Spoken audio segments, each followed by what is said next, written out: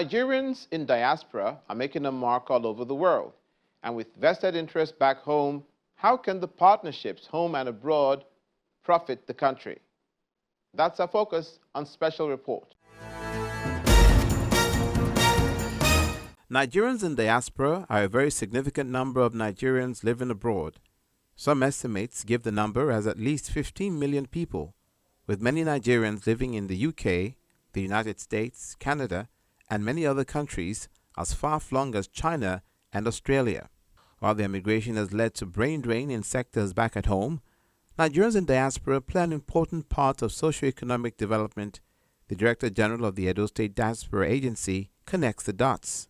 There is no country in the world today that has evolved to where they are without their diaspora. No country worth their salt. And if you go back in ancient times, you find the Egyptians, the Israelites, the Jews, they've all latched onto their diaspora. Even colonialism, people have actually gone ahead and sent their people to other countries to remit back to the home countries where they've come from. And they've thus developed their own countries. So there has been an awakening, a wake-up call for Nigerians all over the world to actually say, hey, look, let's stop, let's see. If India could do it as modern-day diaspora, if Haiti could do it, we too can do it. So over time, that agitation has been brewing. And looking at today's government, it is now providing that enabling platform for this agitation to become manifest. So what do I mean? We've seen the president go outside the country, visit nations like Brazil, seeking economic rebirth and engagement with Nigerians outside of the country.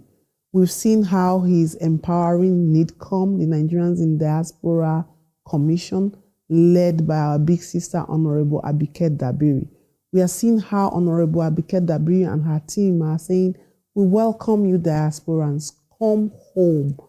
How we had the National Diaspora Day and how people are beginning to engage. If you don't open your arms to your children, they will not be comfortable coming home. And then we can all see the current economic status of the whole world. Migrants in different countries are not even comfortable in the places where they are. We are seeing more street, whether you are a regular or irregular migrant, you're just not comfortable. We are seeing stringent rules by the United States and other countries. So what would people do? They want to come home. All these are factors that are leading to more Nigerians engaging with the home front. And NIDCOM is really doing a good job. We have 36 state focal persons for the diaspora across board, as well as the FCT. And there's this initiative that is Madam Abike Dabiri is getting the state governors to engage with their focal persons. And the focal persons are engaging with the diasporans and bridging the gap. So the government, the people, everybody is actually engaging a lot more because of these factors. And Edo State has not been left out. In March of this year, our state governor actually activated our Edo State Diaspora Agency and made my very humble self the Pioneer Director General, even though by law it had been set up all that while ago in 2022. On the platform of the Edo State Diaspora Agency, of which I'm the Director General, held a global business investment summit in Scotland, specifically Glasgow. And it started on the 20th, and we had a break on the 21st, and the second day was the 22nd of September. Why a global investment summit?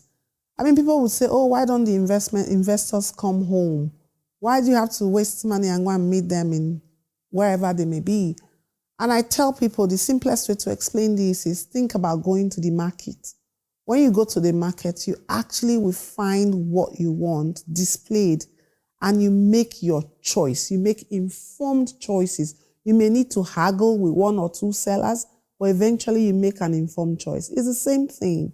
If people just come into Nigeria or come into your state like Edo to come and see you, They are going to bring what they prescribe and what they proscribe.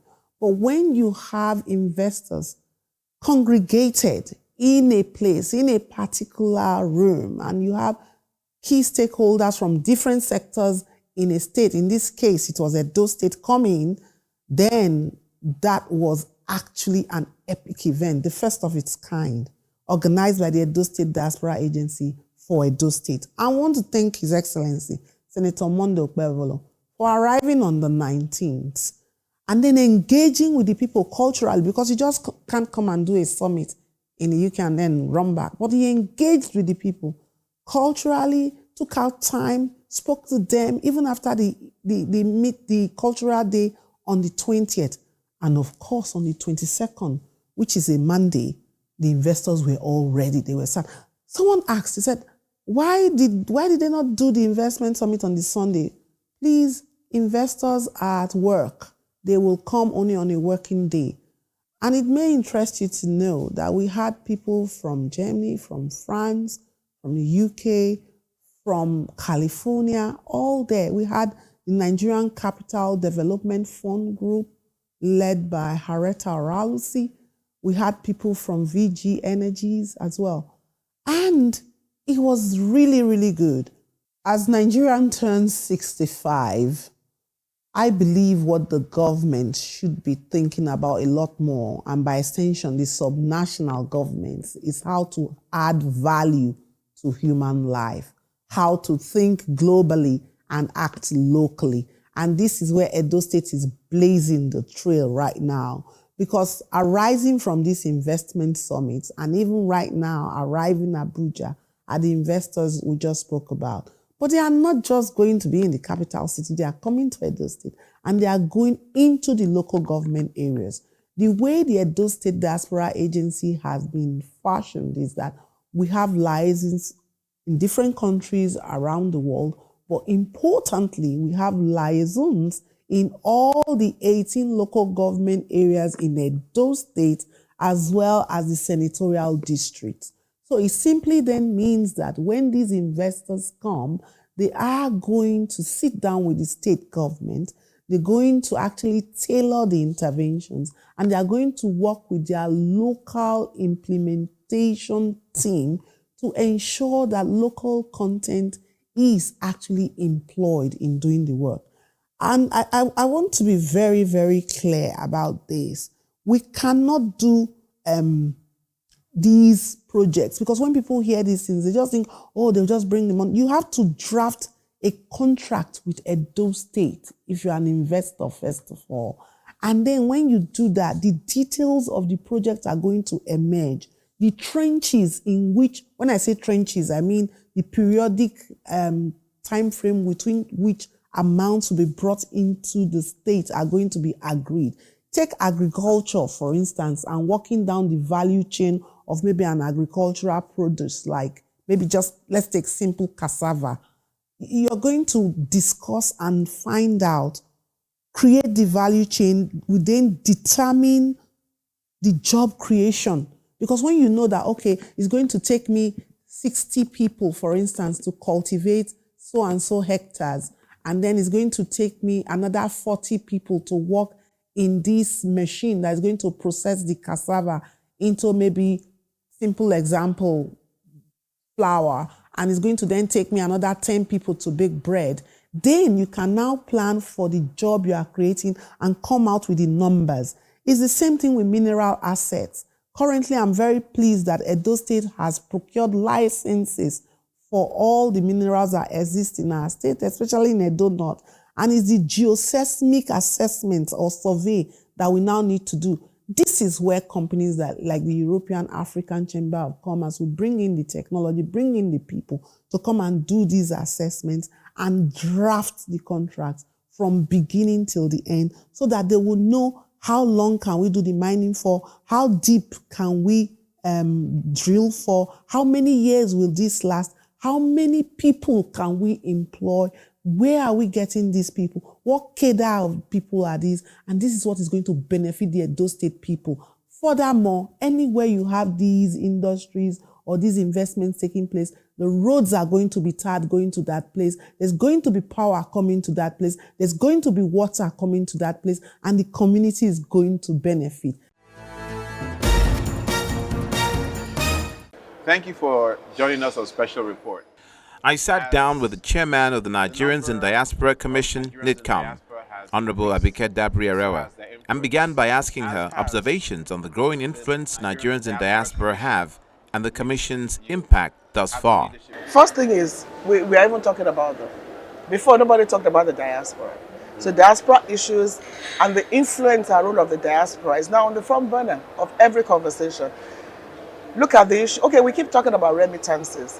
We were not talking about it a few years ago, but we brought it to the front burner and started saying, look at what this people are bringing in. And today it's even getting better. But beyond remittances, we want the diaspora to serve like a catalyst for holistic growth and development, working with Nigerians at home. And that is beginning to happen. So yes, we talk about remittances. The CBN has, brought in policies that has increased remittances, but we can even do much more in such a way that virtually every remittance will be done through formal channels. Now the taxes or whatever they pay on it has to go down, and we need to give more incentives for a lot of things. So for me, it's the fact that now the Commission engages them as often as we can. Though we have challenges of funding, but we also use digital means, virtual means. Technology has made it easier to engage with them. And then when there's a problem, or even when there's a solution, when there's an issue, there's somebody to talk to. I think that is the number one thing. There is somebody to talk to. There's somebody to call. So what we have done is looked at the various issues. Number one, you keep hearing, oh, they defrauded me. I wanted to buy a house. They defrauded me. So we came up with what you call the home and abroad. If you go on the platform, you can, identify what you want, pay through a particular bank, and ensure that we serve as the bridge between them and their home country. So we are the embassy in Nigeria. So many things. We have the Diaspora Day, which is growing bigger and better. And they all come for the Diaspora Day. We engage, we communicate, we have conversations. And they are more encouraged that, you know what, a lot is happening in my country. We've also introduced the Diaspora Merit Award, where it's not about you succeeded abroad. Yeah, but what are you doing back home? So those who are contributing to Nigeria, one way or the other, we try to encourage them through the Diaspora Merit Award. We have the Diaspora Investment Summit, where we gather together and say, listen, where can you invest? How can we help? Who do you want to talk to? What's the structure? The biggest problem in the past was, look, we want to do this, but we don't know where to go to. So we are the go-to persons now. It's growing gradually. There's still a lot more to do, no doubt about it, but at least you can't ignore the diaspora anymore. And when you look at the success stories, another thing we do is keep telling the good stories. When we started by congratulating them, some criticized us and said, are you the one that made them? What is your own? But you see, we need to encourage them. And now today, I'm bombarded what they are doing and sending to us. I said, look at me. Look at what I've done. I've made our country proud. In such a way that we're even looking for a bigger space where we can be collating all these success stories of Nigerians in the diaspora. And guess what? The narrative is changing. I can categorically say that narrative about Nigeria is changing. You're a Nigerian. The negative perception of you are drug dealers, you are 419ers. No, because of our Nigerians in the diaspora. And the message of the president is always the fact that you are the number one ambassadors. The way you conduct yourself is the way you'll be looked at. So if one person commits a crime, I tell you, I can give you 10,000 that are doing great things. So celebrating ourselves, nobody will do it but ourselves. We do that a lot with the diaspora. And now you say you're a Nigerian, they want to know you. They want to sing your songs. What are your biggest challenges? Funding. Number one is to build that trust. Let's leave funding aside, to build the trust. So it's taking a while, but now it's like they come to us and say, listen, we are the diaspora. And the most exciting thing, the younger generation of Nigerians in diaspora now have somebody to talk to. It's amazing what our younger generation are doing. The third generation, the Gen Zs. 30 December didn't happen by accident. It took constant years of, I knew it was going to happen. But what we need to do is now ensure that we don't discourage them by overpricing or doing too many things because they are coming. I know families that have never been But they are coming to Nigeria with their whole families, so they can know their country and introduce their children. This year? No, they've been coming. Okay. You know, How about you? last year many came. This year, a lot are also coming. And then we have the program called the Home Strings Program, specifically for our younger Nigerians in the diaspora. Look, what they are doing is not even, it's amazing. And when I say Nigerians in the diaspora, in fact, generally speaking, I don't think any country in the world has the kind of human capital we have in the diaspora. They are the best in everything. Everywhere in the world, you find them excelling. So what do we do about that? Ours is, let's keep engaging them. And let's keep saying, okay, whatever you want to do, what are the challenges? Let's build the bridge. And like I said, there's still so much more to do. So it's taking years to build that trust. And we're beginning to build it. Have we done everything? No. Are there times they expect something will be solved, it's not solved? Yes. But we also need to be better supported and better funded. Because if you are saying remittances, dollars, investments, they're investing in healthcare. What the medical missions, all of them, AMPA, MANSA, CAMPAC, those in Australia, Africa are doing is amazing. And they are beginning to change the issue of medical tourism in Nigeria. They are building hospitals here. We're not talking about them enough, but they are building hospitals. They're coming home regularly. Some come, spend 3 months, practice here, go back. And next year, we're focusing on healthcare, where we're having all the medical practitioners, nurses, pharmacists come to Nigeria for the Diaspora Week.